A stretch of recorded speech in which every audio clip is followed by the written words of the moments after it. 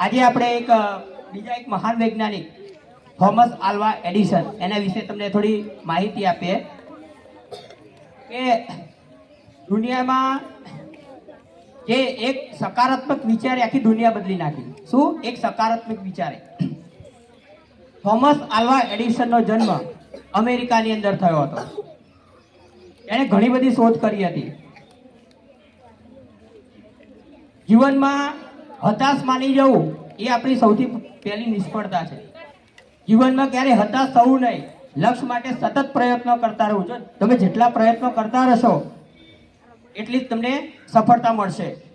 એ ઉપરાંત electrical motor, જે વરાળથી ચાલતા જે એન્જિનો છે એ ઇલેક્ટ્રિકલ રીતે ચાલતા કરવા માટે એમનું જે બાળપણ હતું, તો જેમનું બાળપણ એમને સ્કૂલની અંદર જ્યારે મૂકે છે ભણવા માટે, ત્યારે શિક્ષકને પ્રશ્નો, સ્વાભાવિક રીતે કોઈ પણ વૈજ્ઞાનિક એમને એમ ના બને, બાળપણમાંથી એનામાં જિજ્ઞાસા વૃત્તિ હોય, બરાબર, તો એ જિજ્ઞાસા વૃત્તિ બહુ હતી. દરેક વસ્તુ પૂછે કે આ કઈ રીતે થાય છે, શિક્ષકને વારંવાર પ્રશ્નો પૂછ્યા કરે.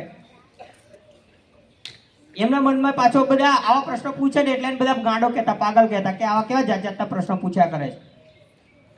જો પક્ષીઓ આકાશમાં ઉડી શકતા હોય તો મનુષ્ય કેમ ના ઉડી શકે, આવા પ્રશ્નો કરે. એટલે આજુબાજુ વાળા શું કહે કે ભાઈ આનામાં દિમાગ નથી એમ. અને ત્યારે લોકોને એવું કહેવું હતું કે પક્ષીઓ જે પતંગિયા ને નાના નાના જે કીડા ઉડે છે એ ખાઈ જાય છે ને પક્ષીઓ, એટલે ઉડે છે.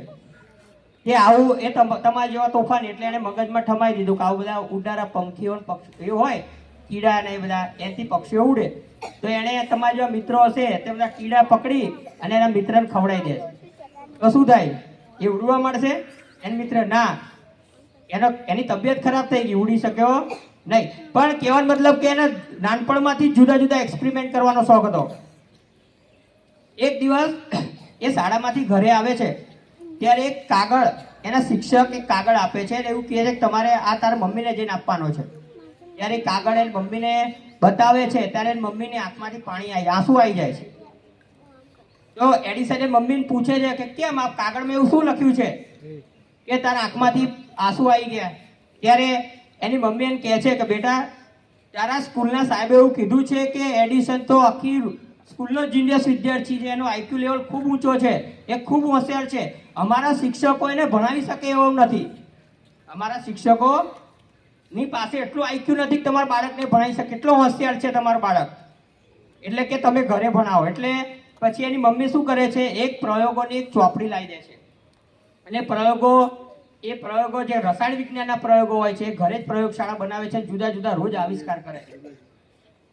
એ પોતાનો ખર્ચો પહોંચી વળવા માટે જે રેલગાડી હોય ને, રેલવે સ્ટેશન, ત્યાં એ ન્યૂઝપેપર આપવાનું શરૂ કરે છે. અને એમાંથી જે પૈસા આવે એમાંથી એ પ્રયોગો ચાલુ જ રાખે છે એના. અને ત્યારે એની ઉંમર લગભગ 10-11 વર્ષની હતી.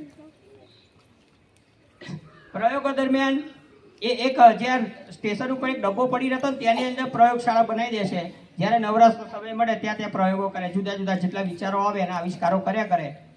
એક દિવસ શું થાય છે કે પ્રયોગ કરતા કરતા એ કેમિકલ એ ટ્રેનની અંદર પડી જાય છે અને વિસ્ફોટ થાય છે. હવે તમે ધ્યાન આપજો, વિસ્ફોટ થવાથી તેનો આગ તો ઓલવાઈ જાય છે, પણ તેનો જે સુરક્ષા કર્મચારી હોય છે ને એને લાફો મારી દે છે અને એક બાજુને સંભળાવવાનું ખૂબ ઓછું થઈ જાય છે. ત્યાં પણ એ નેગેટિવ વાત કરતા નથી કે ભાઈ મારે કાન આન કરતા તો બધું મૂકી દઈ અને નોકરી ધંધે જતું રહું સારું, આવું નેગેટિવ વિચારતા નથી. પણ એવું વિચારે છે કે આ લોકો મને ગાંડો કહેતા હતા એટલું મારે સાંભળવાનું ઓછું, હવે હું મારા કામમાં જ રચો પચો રહીશ, બરાબર, મારે ઓછું સંભળાય છે એટલે આ બધાનું મારે સાંભળવાનું બહુ ઓછું એમ. તો એ સતત પ્રયોગો કરે છે અને આગળ વધતા એ ટાઈમમાં એ એડિસન યુનિવર્સલ સ્ટોક પ્રિન્ટર આવું પહેલું મશીન બનાવે છે.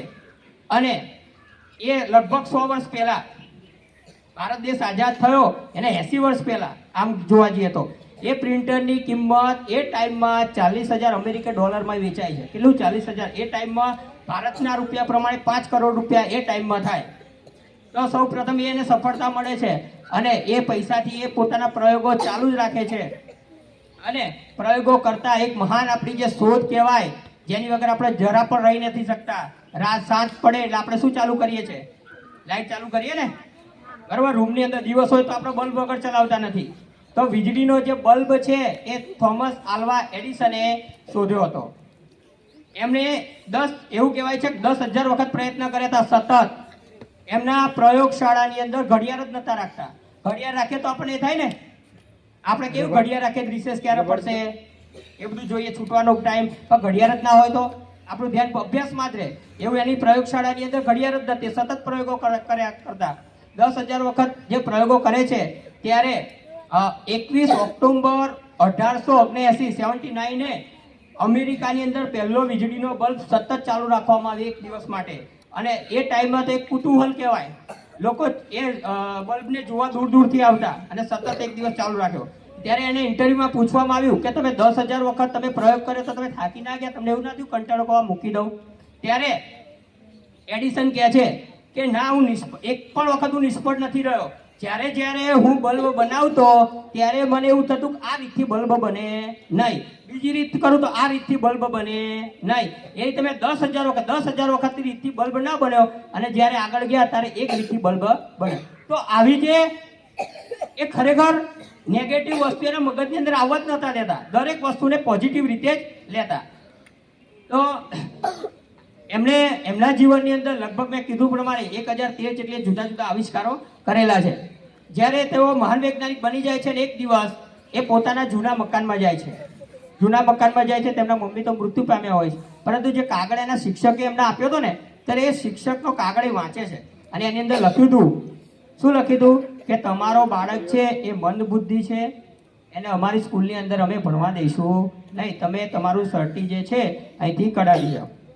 ત્યારે એડિસનને પોતે આંખમાંથી આંસુ આવી જાય છે અને ડાયરીની અંદર લખે છે કે આ મહાન માતાએ મારી ઉપર જે માનસિક રીતે બીમાર બાળક છે ને એને પોઝિટિવ વિચારસરણીથી એક મહાન વૈજ્ઞાનિક બનાવી દીધો.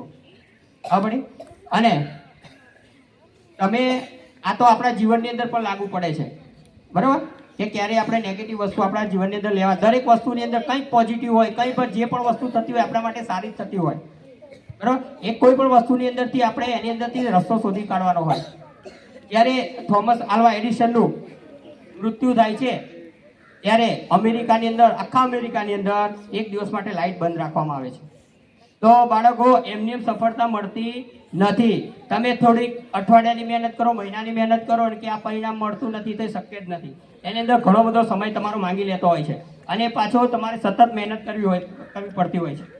તમે આ વૈજ્ઞાનિકો જોઈ રહ્યા છો, આ બધા આવી ગયા છે ને, એમને એમ નથી લગાવ્યું. જો શું છે આ બાજુમાં, આલ્બર્ટ આઇન્સ્ટાઈન, પછી વાંચો નિકોલસ ટેસ્લા, પછી સ્ટીફન હોકિંગ તો એવા છે ને માનસિક રીતે ઉભે જાતે જ એમને એવી ચેર આખી ડેવલપ કરેલી છે. પછી કોણ છે? ગ્રેહામ બેલ, જે આપણે ટેલિફોન પછી આપણે મોબાઈલ પર વાત કરીએ છીએ, ગ્રેહામ બેલ. પછી કોણ છે? Edward Zener. કોણ હતા એડવર્ડ જેનર? ઈતળાની રસીના શોધક. શીતળાનો રોગ એટલો વ્યાપેલો હતો આખી દુનિયાની અંદરથી. શીતળાનો રોગ નાબૂદ કરવા માટે જો કોઈ વ્યક્તિ જવાબદાર હોય તો આ એડવર્ડ જેનર છે. એડવર્ડ જેનરે રસી શોધી, પછી શીતળાનો રોગ નાબૂદ થયો. કલ્પના ચાવલા, ભારત દેશની મહાન વૈજ્ઞાનિક, બરોબર? પ્લેન નીચે, સ્પેસ શટલ નીચે આવ્યું હતું ત્યારે એમનું મૃત્યુ થયું. પછી કોણ છે? ટેસી થોમસ, જે ભારતની જે મિસાઇલો છે ને એને અગ્નિપુત્રી તરીકે ઓળખવામાં આવે છે. પછી કોણ છે? મેડમ ક્યુરી, એ રેડિયમની જે શોધ, અત્યારે જે પરમાણુ બોમ્બ ને આ જે રેડિયમ આવે છે, બરોબર, એ શોધતા પોતાની આંખો પણ ગુમાવી દીધી હતી. હોમી ભાભા, જે પરમાણુ રિએક્ટર, આપણે સામે પાકિસ્તાન, ચાઇનાને આપણી સામે વિચાર કરવો પડે એવા જે મિસાઇલો, જે પરમાણુ બોમ્બ છે, એ જે પરમાણુ ભઠ્ઠીના જે સંસ્થાપક છે કોણ છે? હોમી ભાભા. સીવી રામન, એના વિશે તો આપણે જાણીએ જ છે. સુનિતા વિલિયમ્સ, બરોબર, અવકાશ યાત્રી. તદુપરાંત આપણે જો વિક્રમ સારાભાઈ, બરોબર, આપણે જે સ્પેસ શટલ અવકાશમાં મોકલીએ છીએ ને, ઈસરોના સંસ્થાપક વિક્રમ સારાભાઈ. પૃથ્વીની શોધ કરી ડોક્ટર એપીજે અબ્દુલ કલામ, બરોબર, આપણું પોખરણ અણુ જણાકો સક્સેસ રીતે પૂરો પાડનાર. ત્યારબાદ આપણા થોમસ આલ્વા એડિસન બલ્બ લઈને જ હાથમાં છે, જુઓ. પછી આર્યભટ્ટે શૂન્યની શોધ કરી હતી, બરોબર, ત્યાંથી બધી ગણતરી શરૂ થાય. ત્યારબાદ કોણ છે? Sir Isaac newton. સફરજન પડ્યું અને પરથી કયો નિયમ શોધ્યો? ગુરુત્વાકર્ષણ બળનો સિદ્ધાંત. એને પછી ઘણી અને આપણે તો એને કે આ નીચે જ કેમ પડ્યું, આ ચંદ્ર કેમ નીચે નથી પડતો, આ બધું ઘણા બધા સંશોધનો કર્યા અને ગ્રહોની ગતિ આ તે બધું સર આઇઝેક ન્યૂટન, એરિસ્ટોટલ પણ ભૌતિક શાસ્ત્રી હતા. ત્યારબાદ હરગોવિંદ ખુરાના અને જોસેફ પ્રિસ્ટલે. તો આ બધા આ તો ખાલી મેં 15-20 કર્યા છે. આવા તો ઘણા બધા વૈજ્ઞાનિકો છે અને વિજ્ઞાન વગર કઈ વસ્તુ શક્ય નથી. આપણે સવારમાં બ્રશ કરીએ ને એ પણ વિજ્ઞાન, પ્લાસ્ટિક એ પણ વિજ્ઞાન, કોલગેટ એ પણ વિજ્ઞાન, પંખો ચાલુ કરો એની અંદર પણ વિજ્ઞાન, આ તમે સૂર્ય એ પણ વિજ્ઞાન છે, વૃક્ષ પ્રકાશ સંશ્લેષણની ક્રિયા, આ બધું બધી જગ્યાએ વિજ્ઞાન છે. વિજ્ઞાન વગર કઈ શક્ય છે નહીં. બરાબર? એટલે આપણે આપણા જીવનની અંદર સતત પ્રયત્ન કરતા રહીએ અને વિજ્ઞાનની અંદર વધારે અભિગમ કેળવીએ. Thank you.